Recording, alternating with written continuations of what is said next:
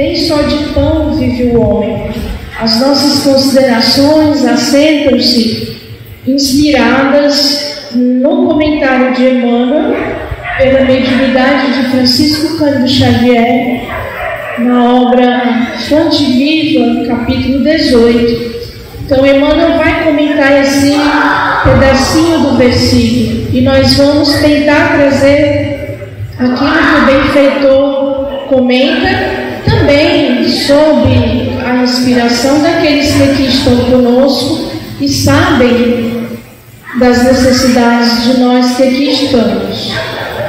Interessante notar que a mulher samaritana, ou a aguadeira da Samaria, que ficou conhecida pelos cristãos primeiros como Fotina, a iluminadora, ela achega-se para colher a água no poço e muito timidamente ela vai ali com o seu cântaro buscar aquele líquido que é essencial para a vida. Nós usamos a água para cozinhar, para higienizar o corpo, para dessedentá-lo, e ela vai então cumprir um dever daquele que, assim como cada um de nós, na qualidade de encarnado, necessita nutrir-se, dessedentar-se, higienizar-se, manter-se de algum modo. Ela vai num horário inadequado, sol a pino, diz o evangelista João, no capítulo 4 do seu evangelho.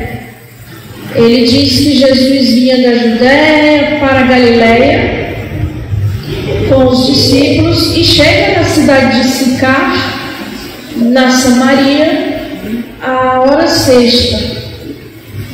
A hora sexta é meio-dia. Ele encosta-se no poço para descansar. O espírito Amélia Rodrigues, que comunica-se pela mediunidade de Edivaldo Pereira Franco, afirma que eles haviam caminhado cerca de 50 quilômetros. É bastante, não é? Se nós pensarmos hoje, quando nos deslocamos tamanha distância, costumamos nos utilizar do automóvel próprio ou alugado, de uma condução coletiva, ainda que seja, mas um transporte motorizado. E assim nós vencemos as distâncias, as dificuldades. Ainda assim, alguns de nós reclamam de ter que ir, por exemplo, fazer uma palestra num bairro distante. Imaginem, porque Paulo de Tarso fazia os caminhos a pé e ele ia para outros países, para outras regiões, caminhando. Jesus do mesmo modo, não é? Então veja que luxo nós usufruímos. Pois bem, então ele chega cansado, depois de 50 quilômetros caminhando, ele está ali. Alguns estudiosos hoje afirmam que Jesus ele premeditou esse encontro. Ele decidiu passar por aquela cidade de Sicar, na região da Samaria, que era uma região, assim como o povo que ali habitava, marginalizado pelos judeus de então, e o Cristo era judeu. Ele fica ali encostado enquanto os discípulos vão à cidade comprar mantimentos. Quando chega essa mulher com o seu véu, porque as mulheres naquela época trajavam esse véu, e ela vem com a sua vasilha, o seu cântaro, o seu vasilhame, timidamente, evita olhá-lo, porque era uma cultura que oprimia muito a mulher, e os homens eles eram orientados a não dirigir a palavra à mulher em público, nem mesmo os esposos, as suas esposas. Os rabinos diziam que eles deveriam falar o mínimo possível com as suas esposas em público. Jesus estava num local público e a sós, porque ela se achega para colher a água e Jesus dirige a palavra a ela, quebrando uma norma social. e diz assim aquela mulher: dá-me de beber. E ela acha muito estranho aquilo, porque imaginem vocês, um judeu dirigir a palavra a uma mulher, e ainda por cima samaritana, que era um povo detestado pelos judeus. Ela acha muito estranho, e ela fala assim: como tu, sendo judeu, pede de beber a mim, que sou mulher e samaritana? Jesus, então, eu imagino a figura ímpar, não é? Nós podemos tentar imaginar aqui. Vocês conseguem imaginar a beleza de Jesus, para além daquilo que dizem da sua forma física, que pouco importa na realidade? A beleza do seu espírito que transbordava da sua forma, o seu olhar, o seu amor, a sua doçura, a sua candura e toda aquela presença do espírito mais puro que já pisou aqui na terra, segundo nos revelam os espíritos. Ele olha para a mulher e diz com muito amor, com muita doçura: ó mulher, se tu conhecesses o dom de Deus, tu saberias. Se tu conhecesses o dom de Deus e soubesses quem é este que te pede, dá-me de beber, tu lhe pediria e ele te daria uma água viva.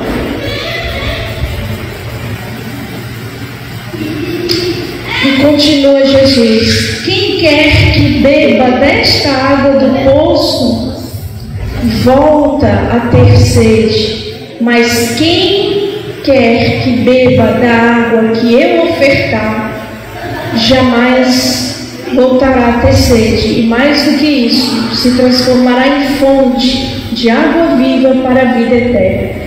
Então ela fica surpresa e ao mesmo tempo ela diz: eu quero esta água,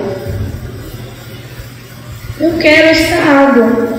Mas ela fica um pouco confusa e diz assim: Senhor, és tu porventura maior do que o nosso pai Jacó, que nos deu o poço, dele bebia, dava de beber aos seus animais, aos seus filhos? Porque eu vejo que tu não tens com que colher a água do poço. Onde está essa água que tu tens para ofertar? Vejo que são líquidos distintos, o líquido do poço e o líquido que Jesus tem para ofertar. A samaritana, ela está sedenta de algo e Jesus o sabia. Jesus sabia que iria encontrar alguém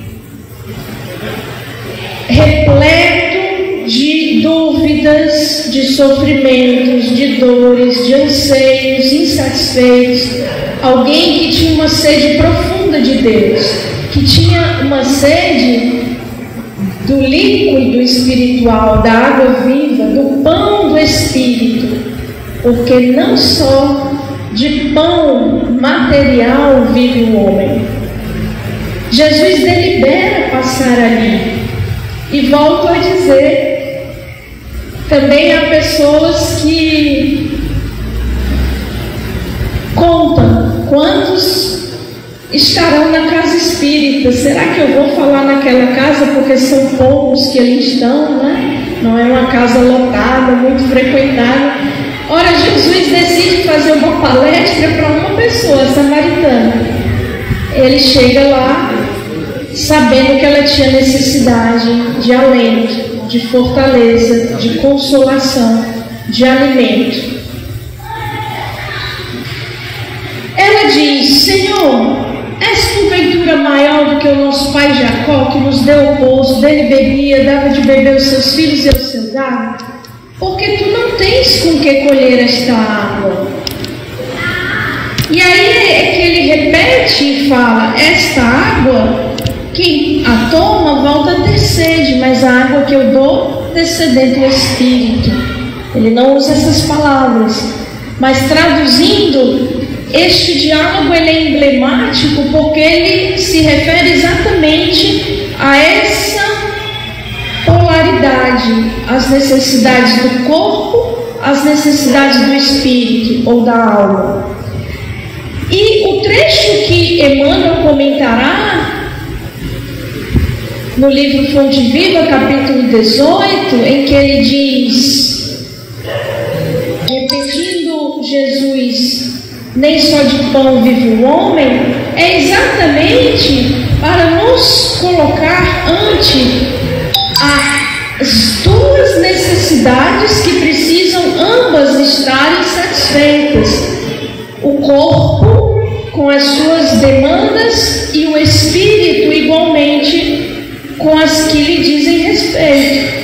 Então, cada um de nós que aqui está encarnado na Terra, não nos é vetado, proibido ou não recomendado que cuidemos da higiene do corpo, da saúde do corpo, daquilo que o corpo requer em termos de retificação, muitas vezes, e coloca Emmanuel de forma muito bela, às vezes é necessária uma cirurgia no corpo para extirpar esse ou aquele mal, mas que nós devemos procurar a retificação do nosso espírito. É necessário embelezar o corpo, sim, um corpo belo, porque a beleza, a justiça e a verdade são o tripé que sustentam a beleza, a justiça e a verdade da criação.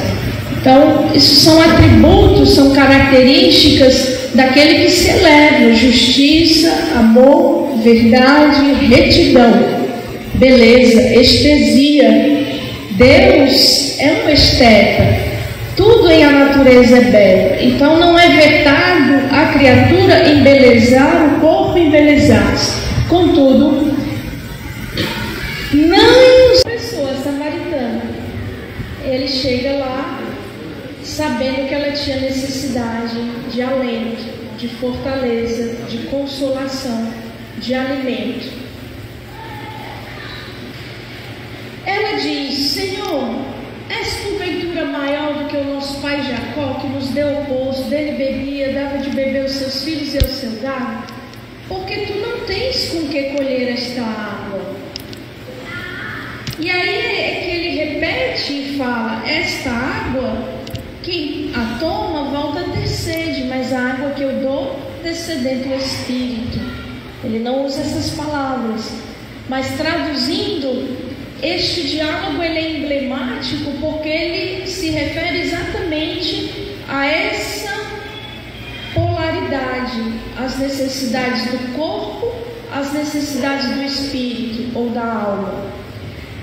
E o trecho que Emmanuel comentará no livro Fonte Viva, capítulo 18, em que ele diz, repetindo Jesus, nem só de pão vive o homem, é exatamente para nos colocar ante as duas necessidades que precisam ambas estarem satisfeitas. O corpo com as suas demandas e o espírito igualmente com as que lhe dizem respeito.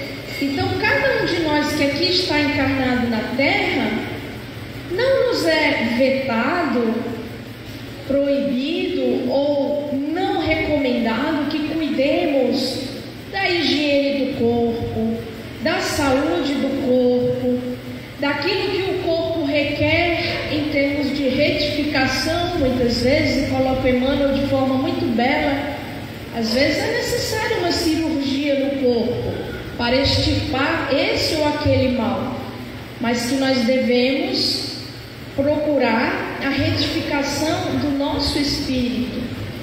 É necessário embelezar o corpo, sim, um corpo belo, porque a beleza, a justiça e a verdade são o tripé que sustentam a beleza, a justiça e a verdade da criação. Então, isso são atributos, são características daquele que se eleva: justiça, amor, verdade, retidão, beleza, estesia. Deus é um esteta.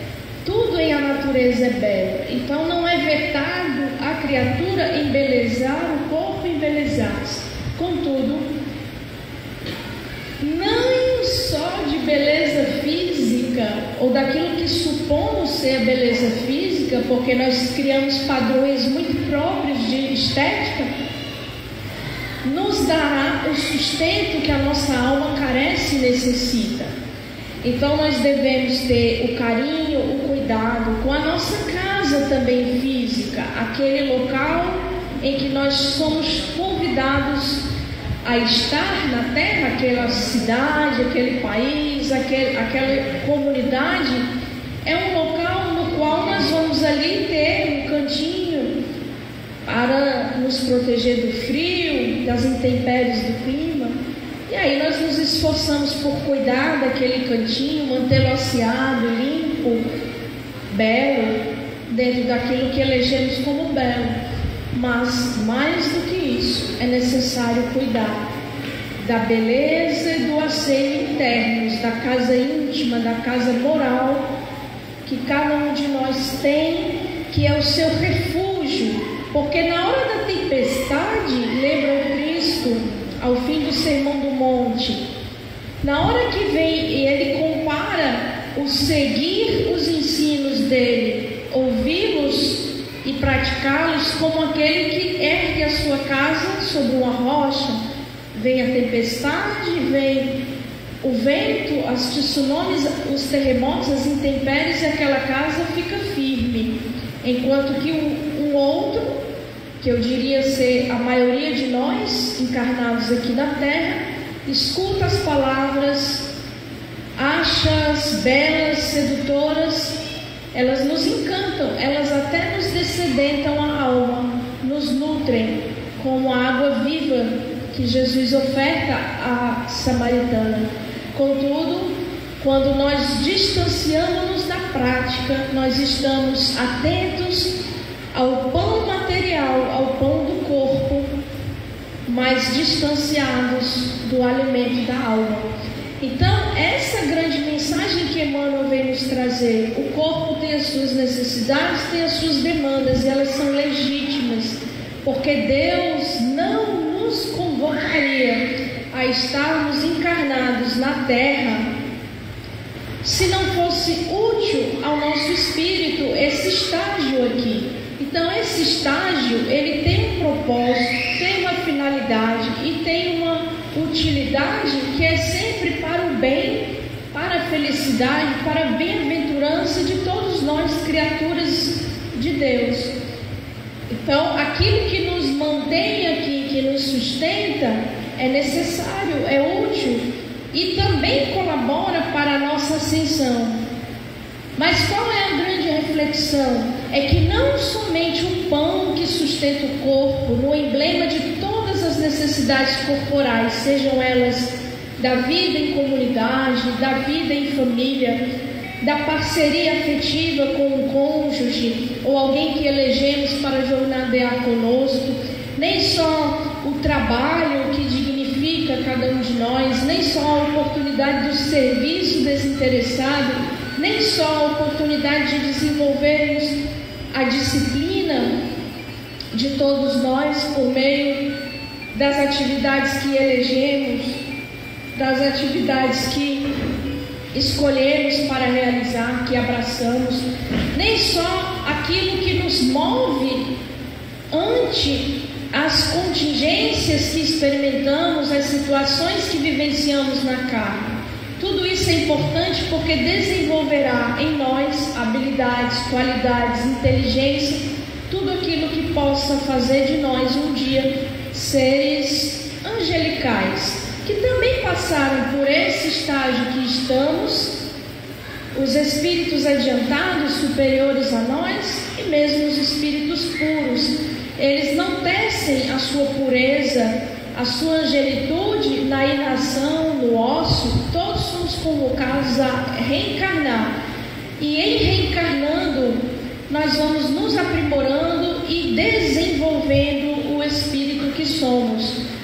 Mas a nutrição espiritual, ela é fundamental quando a no estágio chamado vida carnal, do berço ao túmulo, nesta presente existência, tudo que é de ordem material colabora e corrobora para a nossa ascensão, mas é muito penoso, muito difícil, extremamente desalentador, agoniante, desesperante estar aqui sem a percepção viva, a certeza íntima de que nós somos espíritos, não pertencemos à Terra, estamos estagiando na Terra. Ainda que o nosso estágio aqui se prolongue por tantas outras existências, se estenda por outras existências aqui, ou que o nosso estágio na matéria possa ser efetuado em qualquer outro planeta similar ou superior à Terra, estar aqui é um instante, é uma oportunidade que deve ser aproveitada, mas que não é a última, nem a primeira, não é o estágio final, a etapa final da nossa evolução. O nosso espírito transita pela Terra. Nós estamos em trânsito aqui, nós estamos de passagem. Então, claro, em trânsito, essa expressão em trânsito, em deslocamento, de passagem, em trânsito, em deslocamento, de passagem, nós vamos nos guarnecer de tudo aquilo que seja necessário para essa estadia, para este trânsito. Porque é necessário, porque aqui estamos, mas é absolutamente necessário sabermos que tudo aqui passa e que o que fica é a essência espiritual que cada um de nós é e que já traz consigo antes de aqui estar. Então, antes de eu aqui estar como Eugênia, meu espírito transitou, esteve de passagem em outras condições, de variadas formas. Pode ter sido de uma outra nacionalidade, pode até ter estado em outro planeta. Quando nós aqui estamos, nos importa atermos aquilo que estamos experimentando. Se nós tivéssemos a necessidade absoluta de lembrança do que fomos, essa lembrança viria naturalmente.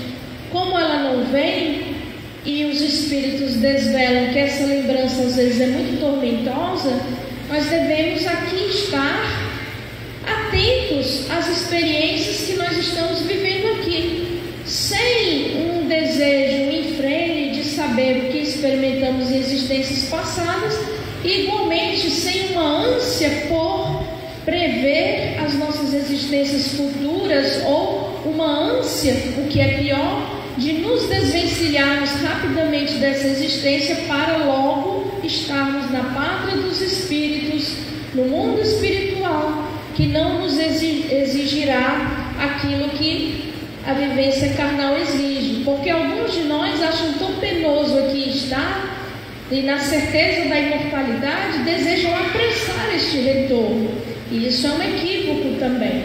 Então, qual é esse pão espiritual? O pão espiritual, simbolizado na água que Jesus oferta à samaritana, é tudo aquilo que é de ordem do Espírito, e que a figura crística, a figura de Jesus, representa como o amor incondicional, que é o alimento vivo de cada uma das criaturas de Deus. Todos nós sabemos, talvez não nos recordamos, mas todos nós sabemos o que é ser amado incondicionalmente por Deus. Mesmo aqueles e aquelas que digam, nesta etapa evolutiva do agora reencarnatório, eu não creio em Deus, eu sou ateu, eu sou ateia, mesmo esses espíritos sabem o que é o amor incondicional de Deus. Nós sabemos isso. A nossa consciência mais profunda da essência espiritual que somos sabe o que é o amor incondicional. e temos sede deste amor, deste genuíno amor, que nenhum amor substitui. O amor talvez mais próximo de um amor assim que experienciamos na terra seja exatamente o amor das nossas mães para conosco, mas ainda assim alguns de nós podemos ter vivenciado uma experiência na relação com a genitora muito difícil, às vezes de abandono, às vezes de crueldade, porque somos espíritos reencarnados com as nossas pendências, com as nossas dificuldades e desafios. Não estou querendo dizer com isso que não devamos amar e ser gratos às nossas genitoras, independente de como elas tenham sido conosco, porque mesmo na nossa percepção, havendo falhas nessa genitora no trato conosco, ela nos abrigou alguns meses no seu ventre, passando toda sorte de dificuldades, privações muitas vezes, e disse sim ao nosso nascimento. Então nós devemos ser gratos, genuinamente gratos e reconhecidos a essa mãe e também ao pai, aquele que participou da nossa geração, de gerarmos. Então, amigas e amigos, todos sabemos o que é este amor. Ainda que não consigamos traduzir em palavras, nós sabemos o que é ser amado incondicionalmente. Só que uma dificuldade que todos nós temos aqui reencarnados é que ninguém, criatura assim como nós, nos dará o amor que nós recebemos de Deus, porque nesse estágio de imperfeição em que todos estamos, ninguém é capaz de amar como Deus nos ama, ou como imortalizou a canção do Padre Zezinho, não é? Eu não vou cantar porque eu não sei cantar, mas eu vou dizer e vocês vão de lembrar. Um dia uma criança me parou, não é? Lembram? Me disse num sorriso que é preciso para ser feliz. E ele então responde àquela criança: amar como Jesus amou, sonhar como Jesus sonhou, pensar como Jesus pensou, viver como Jesus viveu. E ao chegar ao fim do dia, eu sei que eu viveria ou dormiria muito mais feliz, né? Então, mesmo este amor do Cristo por nós, que tomou uma forma humana, que experienciou dores muito próprias da nossa estadia aqui, ele foi traído, ele foi agredido, ele foi condenado injustamente, ele foi caluniado, e ele experienciou também a traição dos próximos. Mesmo este homem amor, este amor deste homem que se fez amor encarnado aqui, que é uma fonte inspiradora, um exemplo inspirador para todos nós, mesmo este amor nós estamos longe de imitar. Então, aqui nós nos veremos abraços com essa sede da samaritana, que era uma sede que ela não conseguia aplacar. E Jesus sabia disso, porque se nós revermos a passagem do Evangelho de João, capítulo 4, a partir do verso 22 até o 42, esta mulher, ela vai colher água só a pino. Quem colhe água num horário tão inapropriado? É um trabalho físico, é um esforço físico, tanto é que só tinha ela ali. Se fosse o horário usual, as demais mulheres da região, do povoado, estariam ali também disputando a água do poço. Ela vai nesse horário porque ela estava profundamente envergonhada da própria vida. Ela era uma mulher marginalizada, isso fica claro porque ela diz assim. Então, ela vai dizer para Jesus: que ele não tem como pegar a água, tu não tens com que colher, mas ela desconfia que ele é alguém grande. És porventura maior do que o nosso pai Jacó? E aí então ele dirá: quem quer que beba dessa água do poço torna a ter sede, mas da água que eu ofertar nunca mais terá sede, e se transformará em fonte. E na mesma hora ela diz: eu quero essa água. E no mesmo instante Jesus diz assim: pois vai buscar o teu marido. Algumas pessoas profundamente incrédulas, e mais do que isso, pessoas que caçoam da espiritualidade alheia, veem uma narrativa dessa natureza e imaginam que Jesus estava seduzindo a mulher, no sentido usual que os homens seduzem as mulheres, no sentido carnal. Mas eu pergunto a vocês: que homem que está seduzindo uma mulher diz: vai buscar o teu marido? Nenhum, não é? E nesse momento então, claro, Jesus a seduzia, mas a seduzia para o reino do Espírito. Nesse instante ela diz: eu não tenho marido. E Jesus imediatamente fala-lhe: nisso disseste bem, disseste a verdade, eu não tenho marido. Porque 5 maridos tivestes, e este que está contigo não é o teu marido. Nesse momento, ela constata que Jesus é um profeta. Profeta era alguém destacado na sociedade de então. Jesus desvelou a sua vida íntima. Ora, esta mulher tinha sede de algo, assim como todos nós. A diferença é que a samaritana, ela buscava aplainar, amenizar a sua dor, a sua sede, com os relacionamentos. Já estava no 6º homem, por isso ela era tão marginalizada. Por isso ela ia colher a água no momento que ninguém ia. E aqueles mais experientes aqui, com um pouco mais de idade, assim como eu, hão de se lembrar que até pouco tempo no Brasil, as mulheres que eram mães solteiras, ou que se casavam com um homem desquitado, elas eram profundamente discriminadas. Eu sei disso porque a minha avó, mãe da minha mãe, ela só pôde se casar mesmo com o meu avô em 1978. Eu já era nascida, eu nasci em 72, vou fazer 50 anos. Em 1978 eu tinha 6 anos e eu vi os meus avós se casarem, porque no Brasil a lei do divórcio só foi no final da década de 1970. E meu avô era um homem desquitado.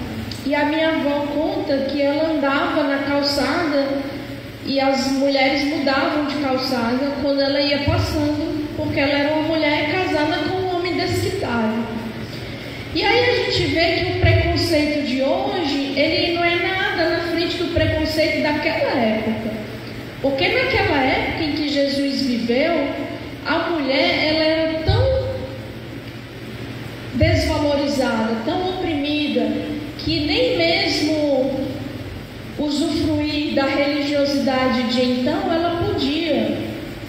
Os rabinos, havia um rabino no final do século II, por volta do ano 190, Rabino Eliezer, que ele dizia assim: antes as palavras da lei sejam queimadas do que ensinadas às mulheres, em referência à lei antiga, do Antigo Testamento.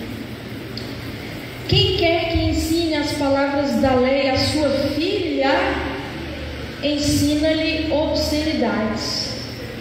A única sabedoria que cabe à mulher é a sabedoria do fuso, dizia o rabino, tecer, fiar. Fuso era um instrumento de fiar.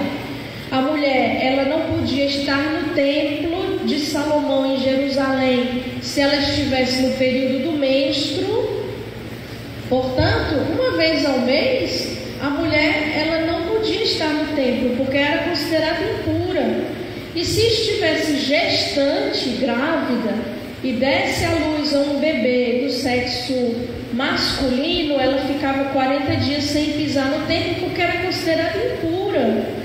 Se a criança fosse do sexo feminino, 80 dias, imaginem, 80 dias sem ir ao templo religioso, de então fazer orações e sacrifício, não podia, porque era impura por ter dado à luz.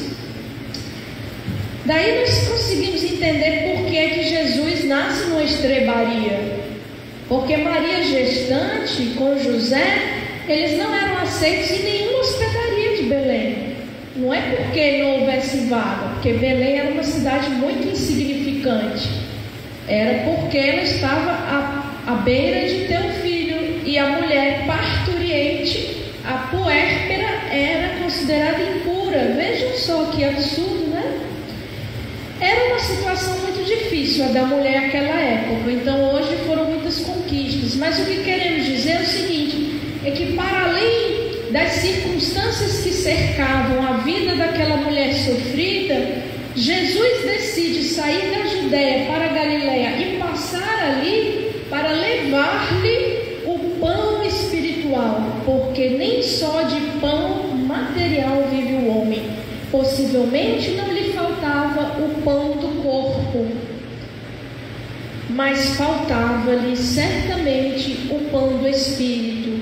E ela representa todos nós que estamos aqui na Terra, do berço ao túmulo, num planeta como a Terra, ainda pouco adiantado, e que temos as nossas carências, as nossas dores, as nossas buscas insatisfeitas. Temos saudade do amor infinito, incomensurável e incondicional de Deus. Mas nós buscamos esse amor aqui na terra, seja nas pessoas ou nas coisas, de forma muito precária. Nós acreditamos que o sucesso, o poder, a fama, a beleza, os relacionamentos, a posse, o ouro, a fortuna, irá suprir a nossa necessidade, mas a nossa necessidade real é de Deus. A nossa necessidade real é a água viva que o Cristo tem a ofertar, aquela água que nos dessedenta espiritualmente, nos alimenta espiritualmente, o pão espiritual, porque a alma alimentada, fortalecida e guarnecida, ela será capaz de viver qualquer experiência de grandeza, pujança, glória, ou de obscurantismo, dor, doença, abandono, qualquer que seja, ela estará serena e feliz. Este é o exemplo dos santos e sábios que aqui estiveram. Vejamos o que nos diz. Agora já acabou, né? Eu só vou ler a mensagem inteira do benfeitor, que nos deu o ensejo a essa reflexão. Quem depois quiser pode procurar. Você no seu celular mesmo, no navegador, ou em casa, no seu computador, você procura Testamento Xavieriano. Testamento Xavieriano de Francisco Cândido Xavier, né? E ali você vai encontrar toda a obra do Chico, toda ela. E você clica na letra F, vai ter um alfabeto, você clica no F, aí você vai para o Fonte Viva. A mensagem 18, ela diz assim: não somente, nem só de pão vive o homem. Comenta Emmanuel, não somente agasalho que protege o corpo, mas também o refúgio de conhecimentos superiores que fortaleçam a alma. Não só a beleza da máscara fisionômica, mas igualmente a formosura e nobreza dos sentimentos. Não apenas a eugenia que aprimora os músculos, mas também a educação que aperfeiçoa as maneiras. Não somente a cirurgia que extirpa o defeito orgânico, mas igualmente o esforço próprio que anula o defeito íntimo. Não só o domicílio confortável para a vida física, mas também a casa invisível dos princípios edificantes, em que o espírito se faça útil, estimado e respeitável. Não apenas os títulos honrosos que ilustram a personalidade transitória, mas igualmente as virtudes comprovadas na luta objetiva que enriqueçam a consciência eterna. Não somente claridade para os olhos mortais, mas também luz divina para o entendimento imperecível. Não só aspecto agradável, mas igualmente utilidade viva.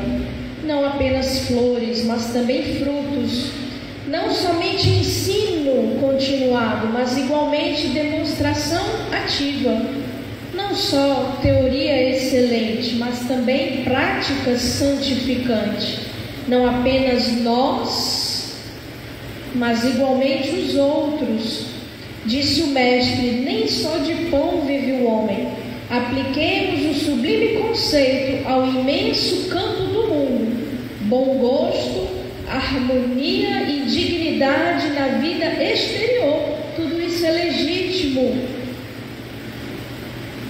Constituem dever, diz Emmanuel, mas não nos esqueçamos da pureza, da elevação e dos recursos sublimes da vida interior com que nos dirigimos para a eternidade. Paz e bem, amigos, paz e luz.